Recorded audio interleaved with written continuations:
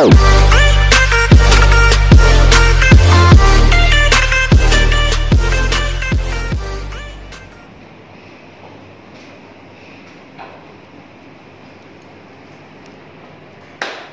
teman-teman semua, terima kasih atas kehadirannya pada hari ini. Pada hari ini adalah hari terakhir kita melakukan training di classroom 7 hari dari sekarang. Karena pada hari Senin nanti kalian akan diplot ke area hotel. Jadi sebelum kita mulai apa yang akan aktivitas kita pagi hari ini, saya akan mereview beberapa hal yang sempat kita pelajari selama 1 minggu ini. Sebelum kita mulai, saya minta posisi kalian duduk dulu semuanya. Kita akan melakukan dialog supaya kita semua semangat ya, dengan mas. Baik, kaki kiri ke depan, tangan kanan kepala ke atas. Semangat pagi. Pagi. Apa kabar? Luar biasa. Tukang bersih Indonesia. Cleaning with passion. Yes. Baik, silakan duduk. Terima kasih teman-teman semuanya. Jadi di agenda pagi hari ini saya akan mereview seperti yang saya katakan tadi beberapa hal yang sudah kita lakukan training terkait dengan standar basic hospitality.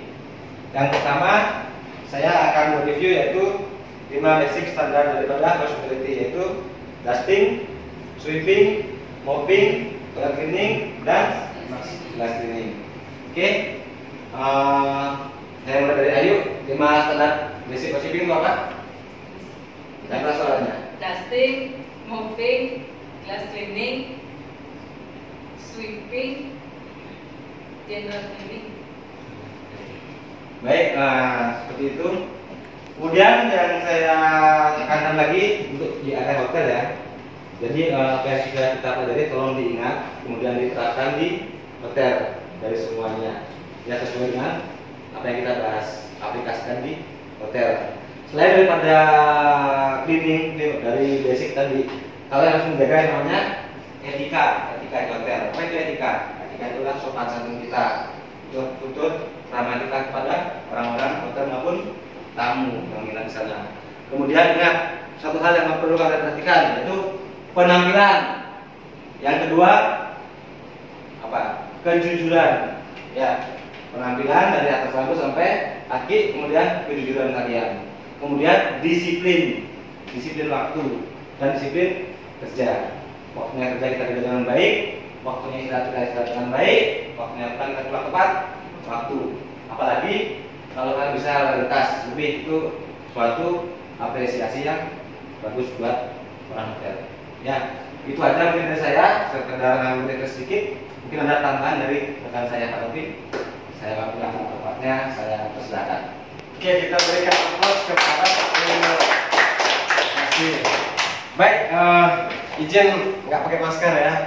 Tapi teman-teman boleh pakai maskernya, silakan pakai dulu maskernya. Pakai. Saya izin nggak pakai masker supaya suara saya kedengaran. Oke, seperti yang sudah disampaikan oleh Pak Yoyo di awal sebagai pembuka bahwa hari ini itu kita hanya merefresh kembali apa yang sudah kita pelajari selama kurang lebih 1 minggu dari hari pertama sampai hari ini. Hari ini konsepnya kita hanya pada penekanan saja, pembekalan dan lain-lain sebagainya. Nah, tadi sudah disampaikan, kita sudah belajar tentang company profile, standarnya grooming, standar greeting, standar etika bekerja, sampai kepada basic housekeeping. Nah, kalau boleh dong kita ingat-ingat lagi ke belakang. Company profile kan masih ingat kan? Masih ingat kan ini? Masih, Pak. Itu dong jawab. Nama perusahaannya kan masih ingat? Masih. Apa? Bapak Bersih Indonesia. Nama Bersih Indonesia. Ya, jadi nah saat ini saya ingin nanya-nanya, bener nggak kalian ingat? Boleh dong? Boleh, Pak. Coba saya tanya sih, yakin?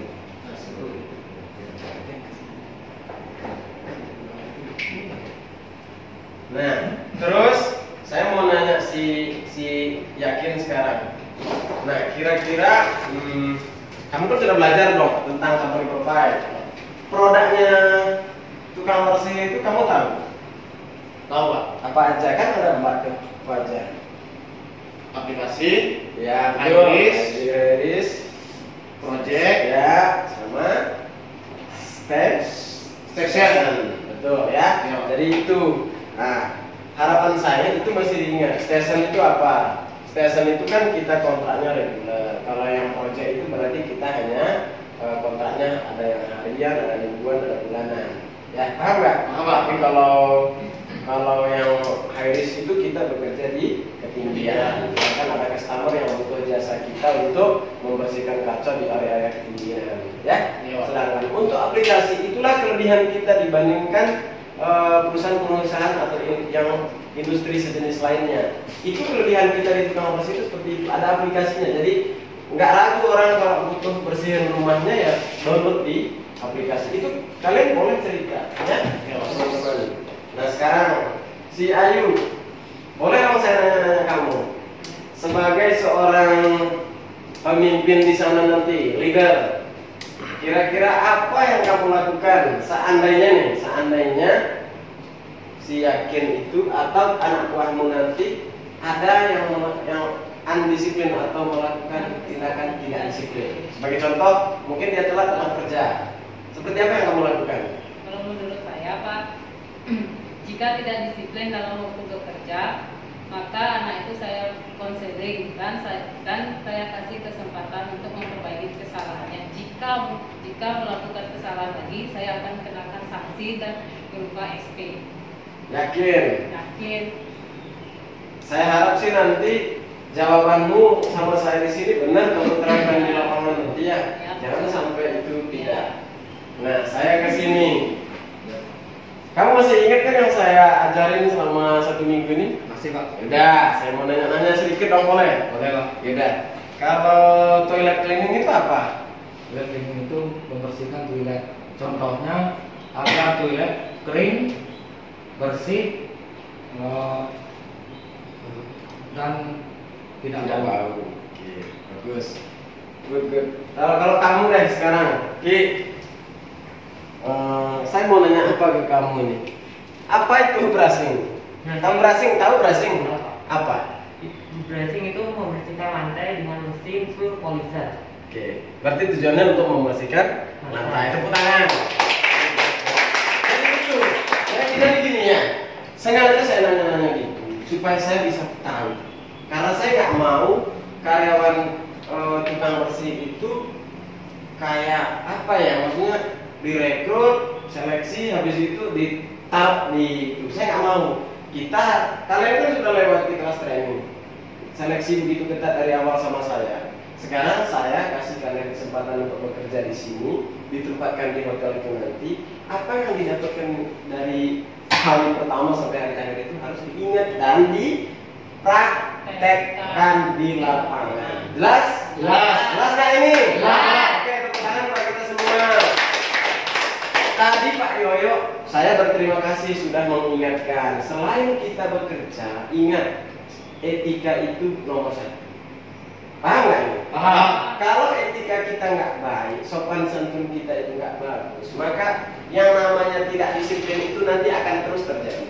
Sering telat lah, ngerokok jam kerja lah, nyanyi-nyanyi, tidak boleh. Etika bekerja itu menyangkut bagaimana kita di sopan santun kita selama bekerja. Sebagai contoh, ketemu tamu di hotel nanti, mentang-mentang kita bisa ngobrol sama tamu itu, kita nggak ingat tugas kita, diajak ngobrol lama sama tamunya, bahkan sampai nanya hal privasi ke tamu, itu tidak boleh. Tidak boleh. Saya nggak suka karyawan saya itu seperti itu, dilarang keras. Jelas nggak ini? Jelas. Oke. Yang berikut, nyanyi-nyanyi saat bekerja, mungkin pakai headset itu, HP di ini pakai headset, itu tidak boleh. Bersiul pun tidak boleh. Kalau kerja ya Kerja. Kalau di rumah Di rumah. ya di rumah urusannya. Kalau tidur ya tidur. Kalau kerja ya kerja. Yang paling saya larang adalah jangan pernah mencuri atau melakukan tindakan-tindakan kriminal lainnya. Karena itu bisa merugikan kamu secara pribadi, hotel sebagai customer atau user dan tukang bersih sebagai perusahaan di mana kamu kerja. Jelas nggak ini? Jelas. Itulah pembekalan yang kami berikan sebelum kalian kerja nanti. Ingat, disiplin itu juga penting. Jangan sampai sering telat, alasan ini, alasan itu, akhirnya pusing. Jelas nggak ini? Jelas. Dan yang terakhir saya sampaikan, loyalitas harga mati. Tahu loyalitas nggak? Tahu nggak loyalitas? Awak. Kadang disuruh kerja, misalkan belum selesai pekerjaannya, tapi sudah jam istirahat, Bu, saya tinggalin aja deh.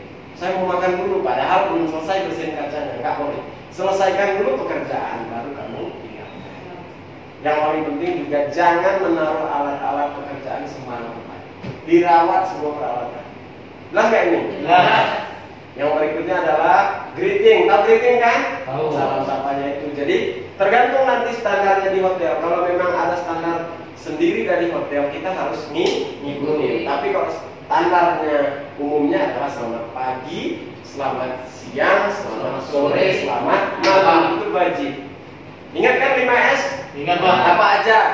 Senyum. Salam, salam, sopan, santun. Jadi kamu lagi bersihin apa gitu kan, ketemu lewat tamunya lewat, udah stop dulu kerja, ucapkan kalau ketemu pagi selamat pagi, atau kalau ketemu siang selamat Siang. Jelas ya ini? Jelas. Paham? Paham. Akhir sudah disampaikan oleh Pak Iwan juga tentang grooming. Grooming itu apa? Penampilan. Penampilan. Jangan sampai orang, oh iya pantas kerjanya di tukang bersih, pantasan kucel, dumel gitu, kasarnya gitu lah ya. Saya nggak mau kayak gitu. Saya ingin karyawan yang kerja di tukang bersih itu penampilan tetap dijaga. Ingat dari rambut sampai Kaki. jelas ini? Jelas. Paham? Paham. Oke, ada pertanyaan ke saya? Monggo. Ya. Iya, berkata semua. Saya mau nanya Pak, apa itu standar toilet cleaning? Standarnya toilet cleaning. Ada yang belum tahu juga? Standarnya toilet cleaning itu, standarnya toilet ya, yang benar nih, secara housekeeping. Bersih, Ya, ya. itu nomor 1. Kering, higienis, tidak berbau. Tidak bisa kita bersihin toilet hanya cukup bersih, tapi masih bau. Paham nggak nih? Tidak bisa kita bersihin toilet bersih, tidak bau, tapi masih basah. Orang mau gimana pakainya? BCA nggak suka. Tak apalagi tamu-tamu luar negeri melihat toiletmu kotor basah kayak gitu. Jadi itu 4 ini adalah satu kesatuan yang tidak bisa dipisahkan. Tadi adalah bersih, kering, higienis dan tidak berbau. Jelasnya ini? Jelas. Jadi kalau timbul bau nanti pada saat di hotel, padahal kamu udah bersihin, cari sumbernya. Biasanya itu di floor drain-nya. Tahu floor drain nggak? Tahu. Saluran pembuangan. Jelas? Jelas. Ya, terjawab? Udah. Monggo, siapa lagi yang mau nanyain? Pak, Oke, Lucky. kenapa grooming itu ditenangkan di tukang bersih? Apa? Kenapa grooming itu ditenangkan di Jadi grooming kenapa harus diperhatikan? Grooming, tahu grooming kan? Tahu. Apa? Penampilan. Penampilan itu ditekankan di tukang bersih itu supaya apa? Karena grooming itu penunjang. Penampilan kita bagus, maka tingkat kepercayaan diri juga akan bagus, tinggi. Jadi begitu kamu kerja, nggak sungkan lagi. Aduh, celana saya kotor, baju saya lecet, atau apalah, kumisan kayak gitu. Secara estetika orang lihat juga kan bagus kalau groomingnya bagus. Tapi kalau kamu kerja di hotel, kumisan, pakai anting sana sini, coba apa kata orang?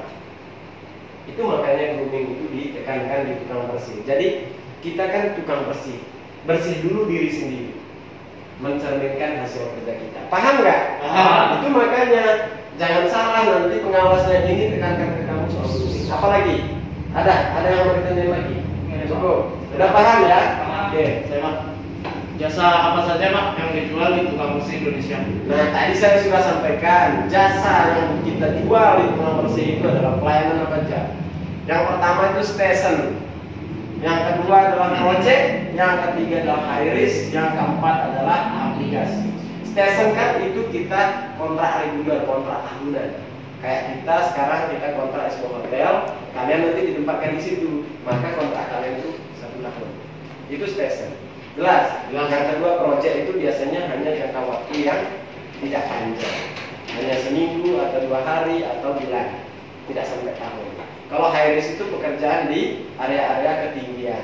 Kalau yang aplikasi itu tadi biasanya ya zaman digital seperti ini kan banyak orang yang apalagi pandemi seperti ini malas keluar rumah ketemu siapa, ngumpul orang banyak kan malas dia. Mending dari rumah aja deh, ngelihat rumahnya kotor pakai aplikasi ya. Jadi kita sudah punya itulah kelebihannya kita. Punya aplikasi. Kalau kalian cari di Play Store, itu cukup kalian klik cari tukangbersih.com. Ikutin registrasinya. Ya, bisa kalian referensikan ke siapa aja. Itu kelebihan kita dibandingkan perusahaan lain yang sejenis dengan ini. Jelas gak ini? Jelas. Ada lagi yang tanyain? Ya. Kristalisasi itu kayak gimana cara pengerjaan yang benar? Kristalisasi itu adalah proses pengkilapan lantai marmer. Ngerti ya? Ada pernah di hotel kan? Pernah lihat lantai marmer? Kenal lantai marmer kan? Gimana modelnya? Kinclong nggak? Enggak ada. Kinclong lantai marmer itu standarnya. Kalau buram berarti kamu yang salah, berarti kamu nggak bersihin. Gimana perawatannya ke lantai marmer? Tidak hanya washing, tidak hanya di dry buffing, tidak bisa.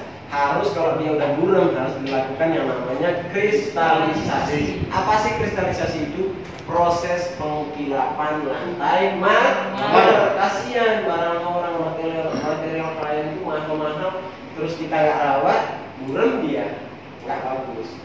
Jadi tahapnya nanti akan kalian lihat di lapangan kita. Jelas nggak ini? Jelas. Ada lagi yang ditanyakan? Cukup? Enggak. Dari saya selaku HRD-nya, saya minta tolong ke kalian ingat yang saya pesan-pesan saya, apa yang sudah saya ajarkan, tolong diterapkan nanti. Kan minggu depan sudah bekerja, hari Senin sudah. Nah, biar tidak hanya dapat pembekalan dari saya juga akan memberikan kesempatan kepada teman-teman saya di operation nanti. Karena mereka itu adalah bapaknya kalian nanti di operation, ya. Nanti secara teknis sama mereka. Bisa? Bisa. Oke. Selanjutnya saya berikan kesempatan pada Pak Hari untuk menyampaikan secara teknis nanti di lapangan. Ya, seperti apa pekerjaan atau apa-apa yang perlu diingatkan sama mereka. Oke? Kalau tidak ada, saya tutup. Saya beri kesempatan kepada Pak Hari. Oke, terima kasih Pak Rofin, tepuk tangan dulu. Pak Rofin, terima kasih. Oke, baik ya, semangat pagi ya. Mungkin semangat kan? Oke. Sebenarnya tidak banyak yang perlu saya sampaikan. Ya kan? Saya hanya ingin menyampaikan poin penting di saat sebelum kita bekerja di area. Poin pertama untuk masalah pengerjaan kita datang ya kan, setelah kita briefing kita siapkanlah pertama baris berbaris dulu ya, yang disiapin sama leadernya nanti ya, baris berbaris, setelah tahapan baris berbaris, setelah itu lanjutnya grooming, cek groomingnya ya, operatornya dicek groomingnya. Jika terdapat ada sesuatu hal yang kurang, contoh berkumis, langsung hari itu dia eksekusi ya. Setelah kumis ya kan, grooming standar laki-laki kan tahu tuh ya, standar grooming laki-laki udah tahu apa, rambut pendek dan rapi. Yang kedua pindah berkumis, pindah berjenggot. Setelah itu lari ke entek, menggunakan seragam, kuku pendek dan bersih, jangan sampai pendek ada tanahnya, ya kan. Selanjutnya adalah tidak menggunakan aksesoris kecuali jam tangan dan atribut kayak dalam tridatu, ya, kan spesial kan, karena di sini kita adatnya menggunakan pengeran adat, jadi boleh menggunakan dalam tridatu. Cincin, ya, pakai boxer, apa, casual ya, boleh. Ya, lanjut lagi dari seragam turun ke sabuk warna hitam. Selanjutnya celana warna hitam, kaos kaki hitam, sepatu hitam. Mungkin bukan sepertinya kita. Oke, terima kasih. Ya, selanjutnya adalah itulah tugas seorang leader nanti di sana, menyiapkan semuanya. Ya. Setelah dia cek grooming, cek peralatan. Peralatan pastikan dulu sudah siap semua. Setelah itu baru di plottingkan mereka. Setelah di plotting gimana? Review lah pekerjaannya. Ya. Kalau memang kita hari ini kan besok kan kerja kalian ya, kalian arahkan. seperti apa? Nah, schedule nanti kita buatkan, ya. Kita buatkan schedule, nanti dijalankan, diberikan penjelasan mekanisme seperti apa. Ya, selanjutnya adalah refresh training. Wah, harus bisa refresh training. Ya, refresh trainingnya lagi itu adalah masalah SOP UN. Ya, jadi itu setiap hari dijalankan. Kalau kita ibarat pisau, biasa terus-terusan pastinya tajam. Ya, sampai sekarang aja tajam, biasanya kumpul. Ya, kita tuh perlu konsisten juga. Paham ya? Setelah selesai semua, baru kita lanjut doa. Setelah doa baru kita paham ya? Doa, kenapa doa? Itu kan semangat. Ya, sampai kita doa. Ya, habis doa ya, itu aja. Kalau masalah mekanisme pekerjaan nanti kita akan sampaikan nanti ya. Intinya tetap memberikan service excellent. Ya, memberikan service excellent. Yang kedua adalah ingat attitude-nya. Tetap kita pandang attitude-nya nomor. Itu aja dari saya. Ada yang mau ditanyakan lagi? Cukup ya, cukup ya. Kalau udah cukup, mungkin ada tambahan dari Pak Oki. Cukup? Cukup ya. Oke, makasih Pak Hari. Kalau gitu, udah selesai untuk hari ini. Sebagai pemegang dari kami udah selesai. Nanti sampai di area mudah-mudahan dapat bekerja dengan